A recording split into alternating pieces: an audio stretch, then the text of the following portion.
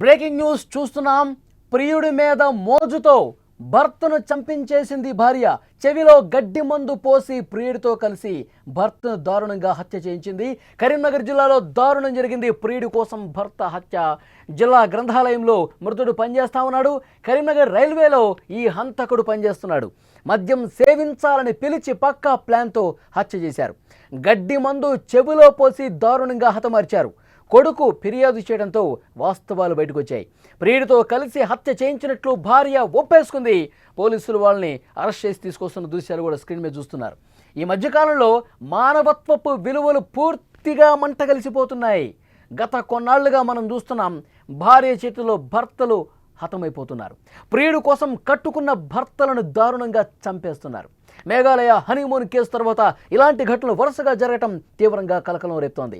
పెళ్లైన నెల రోజులు కూడా గడవకముందే భర్తలను చంపుతున్న భార్యలు, వయసొచ్చిన పిల్లలు ఇంట్లో ఉన్న ఇల్లీగల్ అఫైర్స్తో భర్తలను అడ్డు తొలగించుకుంటున్నటువంటి భార్యలు. ప్రతిరోజు ఇలాంటి ఘటన ఎక్కడో చోట జరుగుతూనే ఉంది. దేశం మొత్తం కూడా ఇదే విధంగా తయారైన పరిస్థితుంది. రీసెంట్గా కరీంనగర్లో ఈ ఘటన జరిగింది. కరీంనగర్ కిసాన్ నగర్కి చెందిన ఐలవేణి 45 ఏళ్ల సంపత్ జిల్లా గ్రంథాలయంలో స్వీపర్గా పనిచేస్తున్నాడు. అతనికి భార్య రమాదేవి, కుమారుడు భరత్ ఉన్నారు. ఇటీవల మద్యానికి బానిసైనటువంటి సంపత్ కుటుంబాన్ని పట్టించుకోకుండా భార్యను కొడుతూ ఉండేవాడు. 8 నెలల క్రితం రమాదేవికి కరీంనగర్లో రైల్వే కూలీగా పనిచేస్తున్న కర్రె రాజయ్యతో ఫ్రెండ్షిప్ ఏర్పడింది. ఆ పరిచయం కాస్త వివాహేతర బంధానికి దారితీసింది. వీరి ఇల్లీగల్ అఫైర్కి భర్త అడ్డుగా ఉన్నాడని భావించి ఎలాగైనా అతని అడ్డు తొలగించుకోవాలని నిర్ణయం తీసుకున్నారు. కర్రె రాజయ్య కొద్ది రోజులుగా సంపత్తో స్నేహం చేస్తూ ఉన్నాడు. జూలై 29న రాజయ్య తన స్నేహితుడు శ్రీనివాస్ ఇద్దరూ కలిసి సంపత్ని మద్యం సేవించడానికి బొమ్మకల్ రైల్వే ట్రాక్ వద్దకు తీసుకొచ్చారు. మద్యం సేవించిన సంపత్ మత్తులోకి జారుకున్నాడు. అప్పటికే ప్లాన్ వేసుకున్నాడు రాజయ్య.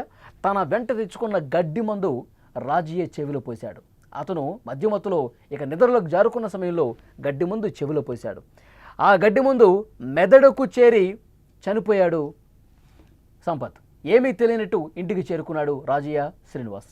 తన భర్త కనిపించడం లేదని కొడుకుతో రమాదేవి చుట్టుపక్కల వాళ్ళని ఎంక్వైరీ చేసింది. ఏమీ తెలియనట్టు నాటకాలాడారు. ఆగస్టు 2వ తారీఖు బొమ్మకల్ రైల్వే ట్రాక్ వద్ద సంపత్ మృతదేహాన్ని పోలీసులు గుర్తించారు. రమాదేవి ఫోన్ పరిశీలించగా మొత్తం విషయం బయటపడింది. తానే రాజయ్యతో కలిసి ఈ హత్య చేయించినట్లు పోలీసుల ముందు ఒప్పుకుంది రమాదేవి. కేసు నమోదు చేసుకున్న పోలీసులు రమాదేవి, రాజయ్య, శ్రీనివాస్ ముగ్గురిని కూడా అరెస్ట్ చేశారు. అరెస్ట్ చేసి స్టేషన్లోకి తీసుకొస్తున్నటువంటి దృశ్యాలు మీరు చూస్తున్నారు. ఇంట్లో పిల్లలున్నా సరే క్షణిక సుఖానికి కట్టుకున్న భర్తను కడతేర్చినటువంటి రమాదేవిని కఠినంగా శిక్షించాలని బంధువులు, అక్కడ స్థానికులు పోలీసుల్ని కోరుతున్న పరిస్థితుంది. విజువల్స్లో మీరు చూస్తూ ఉన్నారు. అంటే ఒక ప్లాన్ ప్రకారం భర్తను అడ్డు తొలగించుకోవాలని రాజయ్యతో కలిసి కుట్ర పన్ని అతనికి మద్యం సేవించిన తర్వాత మత్తులోకి వెళ్ళిపోతాడు. మత్తులోకి వెళ్ళిన తర్వాత ఈ గడ్డి ముందు చెవిలో పోసేయి, అతన్ని లేపేసేయి. ఇది వాళ్ళు వేసుకున్నటువంటి ప్లాన్. ఎంత దారుణం చూడండి. గత కొన్ని రోజులుగా ఇలాంటి ఘటనలు చూస్తూ ఉన్నాం. ప్రియుడు మోజులో పడి క్షణిక సుఖాల కోసం ఇంత దారుణంగా భర్తల్ని చంపిస్తున్న ఘటనలు మనం చూస్తున్నాం. ఇంతకుముందు మాట్లాడుకున్నట్టు మేఘాలయ హనీమూన్ మధుర దగ్గర నుంచి గద్వాల్లో జరిగినటువంటి హత్య దగ్గర నుంచి గద్వాల్లో తేజస్వను కూడా దారుణంగా చంపేశారు. ఆ తర్వాత జీడిమెట్లలో ఒక మైనర్ తల్లిని చంపేసింది. అంటే ఇంకొక మైనర్, ప్రియుడు కూడా మైనరే. మైనర్లు పూర్తిగా ఇంట్లోంచి ఒకసారి బయటికి వెళ్ళిపోయింది. ఇది కరెక్ట్ కాదమ్మా అని చెప్పి తల్లిని కూడా చంపేశారు. అంటే కుటుంబ విలువలు పూర్తిగా మృగ్యమైపోతున్నాయి. ఎక్కడా కూడా బంధాలు కనిపించట్లేదు. కుటుంబ విలువలకి పాతరేసి తమ సుఖాల కోసం కుటుంబ సభ్యుల్ని దారుణంగా కడతేరుస్తున్నటువంటి ఘటనలు కనిపిస్తున్నాయి. ఈ కేసులో కూడా అతను మద్యమత్తులోనే చనిపోయాడు అనుకున్నారు. తర్వాత కుమారుడికి అనుమానం వచ్చింది. చెవిలో ఏదో కనిపిస్తూ ఉంది. అతను ఒక్కసారిగా గతంలో కూడా మద్యం సేవించి ఇంటికి వచ్చేసేవాడు. ఎందుకు తండ్రికి ఈ విధంగా అయిందని చెప్పి అతనికి అనుమానం వచ్చింది. ఏదో జరుగుంటుందని అనుమానంతో పోలీసులు కంప్లైంట్ చేస్తే మొత్తం విచారణలో బయటకు వచ్చింది. ఫోన్లు పరిశీలించారు. ఎవరెవరితో మాట్లాడుతున్నారు, ఎవరెవరితో చాట్ చేస్తున్నారు, ఏం మాట్లాడుకుంటున్నారు అన్నీ పోలీసుల ఇన్వెస్టిగేషన్లో బయటకు తీస్తే వాస్తవాలు వెలుగులోకి వచ్చాయి. రాజయ్యతో కలిసి ఉండటం కోసం భర్త సంపత్తును దారుణంగా చంపించేసింది అనేది పోలీసులకు కూడా అర్థమైంది. సంపత్ దృశ్యం మనం చూస్తూ ఉన్నాం. అంటే సంపత్ కూడా భార్యని ఇబ్బంది పెడుతున్న ఆ వర్షన్ ఆ విధంగా ఉంది. గత కొన్ని రోజులుగా తాగొస్తా ఉన్నాడు, కుటుంబ బాధ్యతలు పట్టించుకోవట్లేదు, ఇష్టం వచ్చినట్టుగా కొడతా ఉన్నాడని చెప్పి భార్య రమాదేవి చెప్తూ ఉంది. మరి అందులో ఎంతవరకు వాస్తవం ఉందో లేదో కూడా పోలీసులు ఇన్వెస్టిగేట్ చేస్తే కానీ తెలియదు.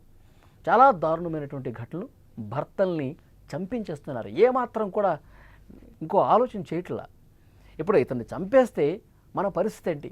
మనం పోలీస్ స్టేషన్కి పోవాల్సి వస్తుంది, మనం జైల్లో ఉండాల్సి వస్తుంది, సంవత్సరాలు జైల్లో మగ్గాల్సిన పరిస్థితి ఒక నేరం చేస్తే అని వాళ్ళు దాని గురించి ఏం పట్టించుకోవట్లా. ముందు చంపేసేయాలి, ముందు లేకుండా చేయాలి, మనం ప్రశాంతంగా ఉండాలి. ఈ రకమైన ఆలోచనలతో భర్తల్ని దారుణంగా చంపించేస్తున్నారు. ఇంకా ఎన్ని జరుగుతాయో కూడా అర్థం కావట్లా. దేశం మొత్తం కూడా ఇవే రకమైనటువంటి ఘటనలు. ప్రియుడితో మోజు, పడక సుఖాల కోసం ఇంత దారుణంగా భర్తల్ని అడ్డు తొలగించుకుంటున్నారు. సో చూద్దాం నెక్స్ట్ ఏం కనిపిస్తున్నది. ఈ కేసులో అయితే చాలా దారుణంగా రమాదేవి తన భర్తను చంపించేసింది రాజీతో కలిసి. పోలీసులు ఈ విషయాన్ని అధికారికంగా ధృవీకరించారు కూడా. ఇంకా ఇన్వెస్టిగేషన్ జరుగుతోంది.